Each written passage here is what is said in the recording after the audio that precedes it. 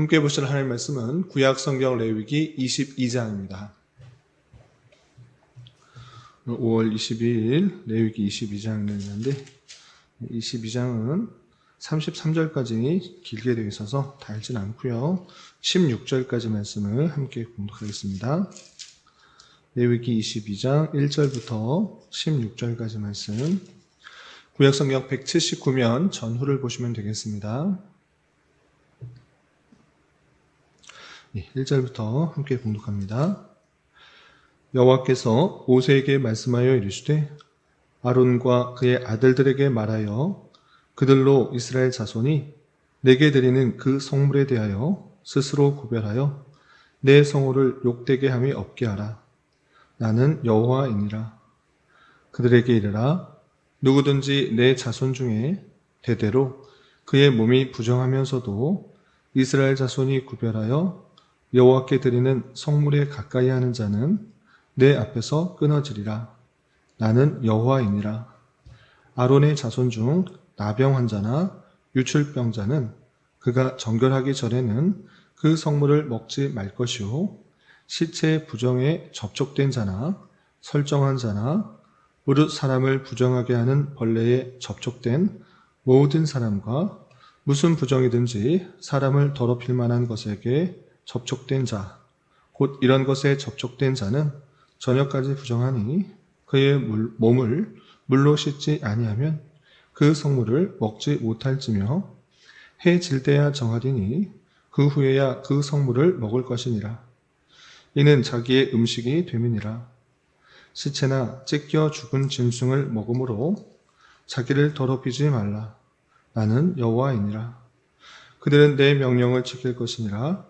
그것을 속되게 하면 그로 말미암아 죄를 짓고 그 가운데서 죽을까 하노라. 나는 그들을 거룩하게 하는 여호와이니라. 일반인은 성물을 먹지 못할 것이며 제사장의 객이나 품꾼도 다 성물을 먹지 못할 것이니라.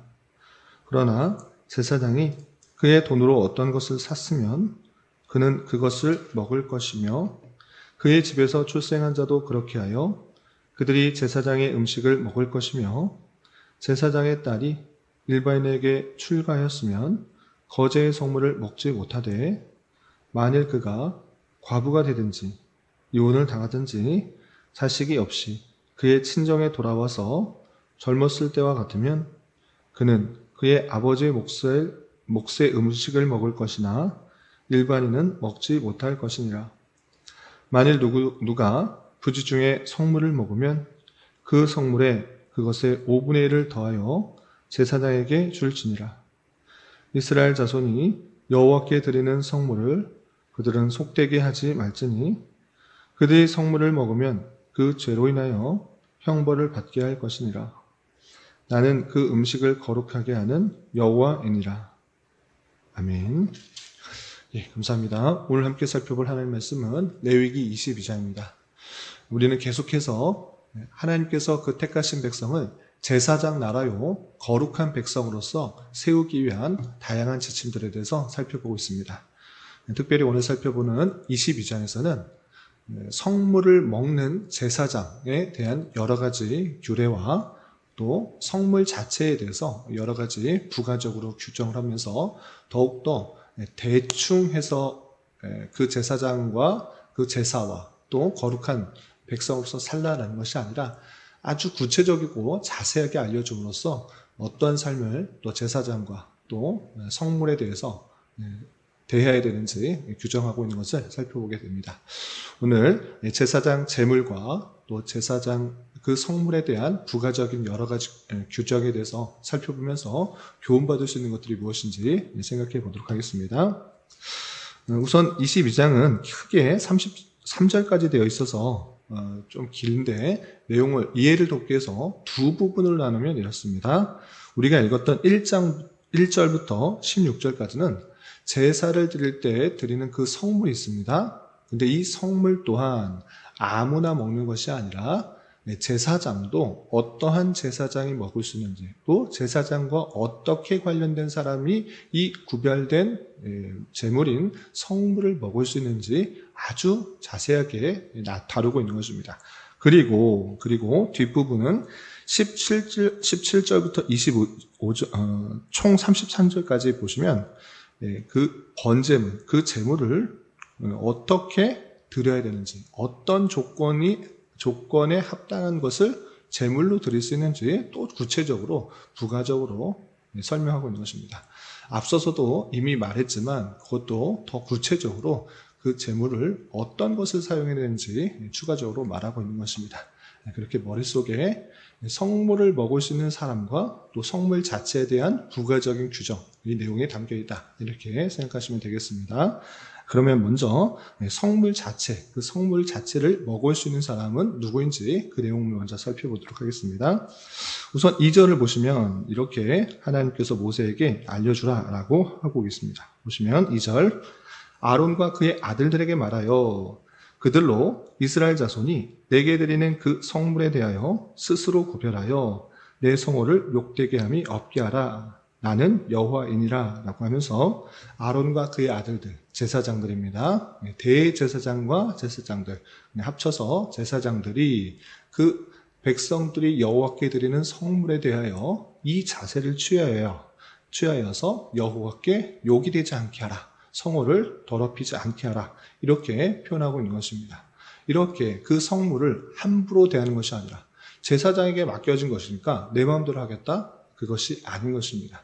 하나님께서 정해주신 그 규례에 따라서 정확하게 행하는 것을 통하여서 하나님께 드린 성물로서 그 제사장이 마땅히 합당한 태도를 취해야 된다. 이렇게 말하는 것입니다.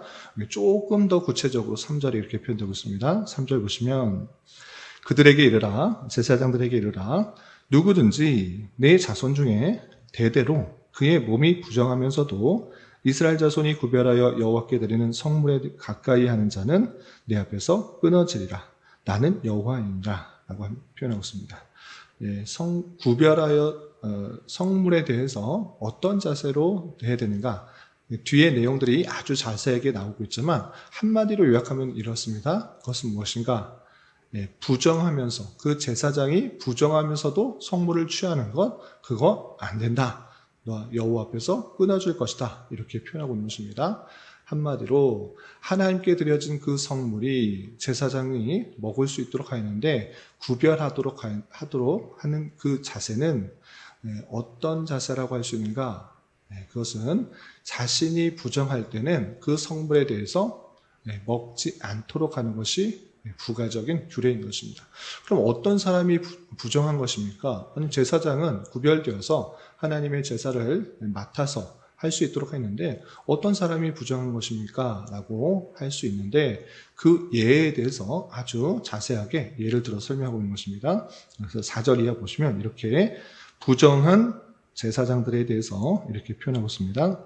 4절 보시면 아론의 자손 중 나병 환자나 유출병자는 그가 정결하기 전에는 그 성물을 먹지 못할 것이요, 시체 부정에 접촉된 자나 설정한 자나 무릇 사람을 부정하게 하는 벌레에 접촉된 모든 사람과 무슨 부정이든지 사람을 더럽힐 만한 것에 접촉된 자, 곧 이런 것에 접촉된 자는 저녁까지 부정하니 그의 몸을 물로 씻지 아니하면 그 성물을 먹지 못할지며 라고 하면서 나병 환자, 유출병자, 또 시체 부정에 접촉된 자, 설정한 자, 부정한 벌레에 접촉된 자, 무슨 부정이든지 접촉된 자는 그 제사장이라 할지라도 부정하게 되니 그 성물을 먹지 못하도록 한 것입니다. 아니, 이렇게 부정하게 되면 그러면 제사장은 아무것도 못 먹게 되는 것입니까? 그렇지 않고 저녁까지 부정하게 되니 라고 표현하고 있습니다. 계속적으로 며칠 동안 그렇게 부정한 것이 아니라 부정하게 접촉된 그 모습, 그 앞에서도 정결하게 되는 정결예에 대해서 설명하고 있는데 그 정결예가 정하게 되는 그 규례가 되기 전까지는 자신이 부정하게 된 줄 알아 그 성물, 하나님께 드려진 바 된 그 제물을 먹지 못하도록 한 것입니다. 그리고 해 질 때야, 해가 진 이후에 그가 거룩하게 되어서 성물을 먹을 수 있도록 7절에 표현되고 있는 것입니다. 이렇게 해 질 때를 기준하여서 부정하고 또 정하게 되는 그 규례가 무엇인가? 왜 그렇게 하는가? 예전에도 한번 말씀드린 것처럼 해가 진다라는 것은 이 땅에서의 살 동안을 말하는 것이고, 해가 진 이후에는 이 땅에서의 삶이 지난 후에 온전하게 정결하게 되는, 거룩하게 된 그것을 생각하도록 하는 규례인 것입니다. 이렇게 낮 동안에 지었던 부정들은 죽은 이후에 온전하게 정하게 된다는 것들을 늘 생각하도록 해질 때를 기준으로 부정함과 정함을 나누도록 했던 것입니다. 그리고 추가적으로 8절에는 이런 표현이 있습니다. 8절 보시면 시체나 찢겨 죽은 짐승을 먹음으로 자기를 더럽히지 말라. 나는 여호와이니라 라고 하면서 부가적 규례를 설명하고 있습니다. 찢겨 죽은 것, 그 다음에 시체, 이것은 정상적으로 죽음을 당한 것이 아니고 또 하나님께 바쳐진 정상적인 제물이 아니기 때문에 이런 것도 구별하여서 먹지 말라라고 알려주고 있습니다. 그리고 10절 이하는 이런 표현이 있습니다. 10절. 일반인은 성물을 먹지 못할 것이며, 일반인은 성물, 하나님 앞에 드려진 바 된 제물을 먹지 못하도록 한 것입니다. 오직 제사장들만 그 바쳐진 것을 먹도록 한 것입니다. 그런데 예외적인 규정인 것입니다. 어떤 예외적인 규정이 있는가? 11절 보시면, 그러나 제사장이 그의 돈으로 어떤 사람을 샀으면 사람을 산 것입니다. 그러면 제사장에게 속한 것이기 때문에 이렇게 규정한 것입니다. 그는 그것을 먹을 것이며 그의 집에 출생한 자도 그렇게 하여 그들의 제사장 음식을 먹을 것이며 라고 하면서 제사장이 정당한 값을 주고 그 사람을 샀을 때 그에게 태어난 사람들도 제사장에게 속한 사람이 되어 하나님께 드려진 바 된 성물을 함께 먹을 수 있도록 한 부가적 규정을 볼 수 있는 것입니다. 그리고 12절에 보면 제사장이 낳은 딸이 출가하면 어떻게 되는가? 출가하기 전에는 가족이기 때문에, 자녀이기 때문에 함께 먹을 수 있겠지만 출가하게 되면 어떻게 되는가? 12절. 제사장의 딸이 일반인에게 출가하였으면 거제의 성물을 먹지 못하도록 한 것입니다. 출가했기 때문에 제사장의 집안이 아니라 일반 사람들에게 속한 사람이라 해서 구별한 것입니다. 그런데 또 여기서 또 부가적으로 규정을 다루고 있습니다. 13절 보시면 만일 그가 과부가 되든지 이혼을 당하든지 자식이 없이 그의 친정에 돌아와서 젊었을 때와 같으면 그는 그의 아버지의 몫의 음식을 먹을 것이나 일반인은 먹지 못할 것이라 라고 하면서 딸이 정상적으로 일반인에게 결혼했으면 그에게 그 가정 속에서 먹을 수 있도록 하지만 여러 가지 이유에서 또 혼자 되는 경우가 있는 것입니다. 그래서 다시 돌아올 수밖에 없는 상황이 되면 똑같이 이전과 같이 제사의 그 성물을 함께 먹을 수 있도록 하는 그 규례를 볼 수 있습니다.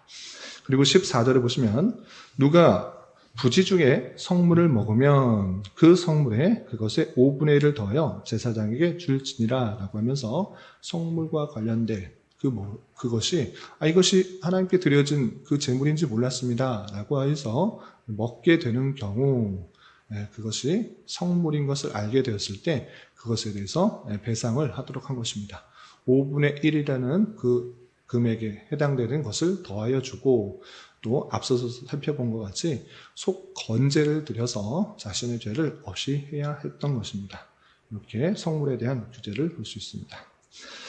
이런 내용들이 16절까지 이어지게 되고 17절 이하는 처음에서 말씀드린 것처럼 성물 자체에 대한 규례, 부가적인 규례에 대해서 더 설명하고 있습니다. 어떤 내용들이 있는가 보시면 18절 이렇게 되어 있습니다. 아론과 그 아들들과 이스라엘 온 족속에게 말하이르라. 이스라엘 자손이나 그 중에 거류하는 자가 서원 제물이나 자원 제물로 번제와 더불어 여호와께 예물로 드리려거든. 서원할 때, 자원 제물로 할 때 의무제가 있고 자원제가 있는데 의무제는 죄가 발견됐을 때 반드시 드려야 하는 죄이고 자원제는 하나님 앞에 서원을 하거나 화목을 하거나 또 헌신과 충성을 다짐할 때 드리는 제사들인 것입니다. 이런데 서원제나 자원제물로 할 때 번제로 드리게 되는 그 성물, 그 제사 제물에 대해서 이런 규정이 되도록 하는 것입니다. 어떤 규정인가? 19절 기쁘게 받으심이 되도록 소나 양이나 염소의 흠없는 수컷으로 드릴지니 소나 양 흠없는 수컷으로 드려야 된다라고 다시 한번 규정을 표현하고 있고, 그리고 20절에서도 흠 있는 것은 무엇이나 너희가 드리지 말 것은 그것이 기쁘게 받으심이 되지 못할 것임이라 라고 하면서 흠 있는 것, 그 재물 자체에 내가 먹을 것 아니니까 내가 갖고 있는 그런 양이나 소나 염소들 중에서 요건 내가 먹지 못하겠다 생각하여서 제사 제물로 드리는 것, 그런 것 안 된다. 흠이 없는 것으로 드려야 된다. 이렇게 표현하고 있는 것입니다. 또 22절에 더 구체적으로 이런 것들이 흠이 있는 것이다 라고 알려주었는데 22절 너희는 눈 먼 것이나 상한 것이나 지체에 배임을 당한 것이나 종기 있는 것이나 습진 있는 것이나 비루 먹은 것을 여호와께 드리지 말며 이런 것들은 제단 위에 화제물로 여호와께 드리지 말라. 소나 양의 지체가 더하거나 덜하거나 한 것은 너희가 자원제물로는 쓰려니와 서원제물로 드리려면 기쁘게 받으심이 되지 못하니라. 너희는 고안이 상하였거나 치였거나 터졌거나 배임을 당한 것은 여호와께 드리지 말며 너희 땅에서는 이런 일을 행하지도 말며 너희는 외국인에서도 이런 것을 받아 너희 하나님 음식으로 드리지 말라. 이는 결점이 있고 흠이 있는 것인즉 너희를 위하여 기쁘게 받으심이 되지 못할 것임이니라 라고 하면서 제사 제물을 드릴 때 흠이 없는 것을 드려라 라고 할 때 흠이 없는 것이 무엇입니까? 라고 생각하시는데 구체적으로 다 알려주는 것입니다. 눈먼 것, 상한 것, 지체에 배임 당한 것, 종기 있는 것, 습지 있는 것, 비루 먹은 것, 그리고 소나 양의 지체가 더하거나 덜한거나 정상적이지 않고 무엇이 하나 더 붙었거나 무엇이 하나 빠졌거나 유전적인 형질의 변화에서 기형적인 그런 모습들 나타나는데 그런 거 드리지 마라. 고안이 상하였거나 치였거나 터졌거나 배임당한 것 드리지 말라. 정한 것으로 드려야 된다라고 아주 구체적으로 그 제사 제물에 대해서 설명하고 있는 것을 보게 됩니다. 이렇게 뒷부분에서는 그 제물 자체에 대해서 여러 가지 규정을 더하여 설명하고 있는데 전체적으로 볼 때 이것을 우리가 어떻게 적용할 것인가가 중요합니다. 오늘날 똑같이 이런 방식으로 우리가 제물, 고기를 먹어야 된다. 이런 사람만 먹어야 된다.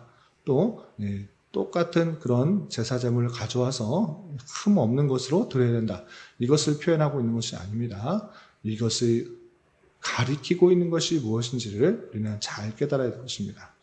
성물 자체를 먹을 때 그 제사장이 어떤 사람이 먹을 수 있었는가를 잘 생각해 봐야 됩니다. 어떤 사람이 먹을 수 있었습니까?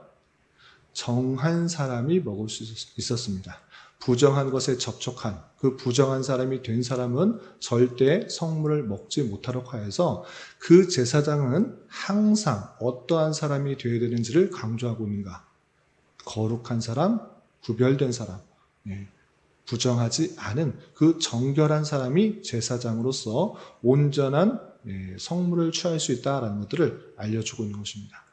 마찬가지로 성물 자체도 하나님 앞에 드리는 그 제물 자체, 제사 제물 자체도 아주 정한 것, 흠이 없는 것으로 드리도록 한 것입니다. 이것이 뜻하는 것이 무엇입니까?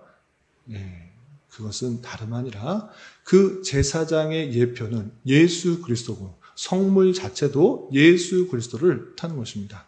그러므로 말미암아 제사장도 정해야 되고 또 성물 자체도 정해야 된다는 것을 통하여서 예수 그리스도는 아무 흠이 없고 또 아무 결점이 없는 구별된 거룩한 그 제사장이자 성물로서 흠없는 제물로서 그 역할들을 하고 있다는 것을 알려주는 것입니다.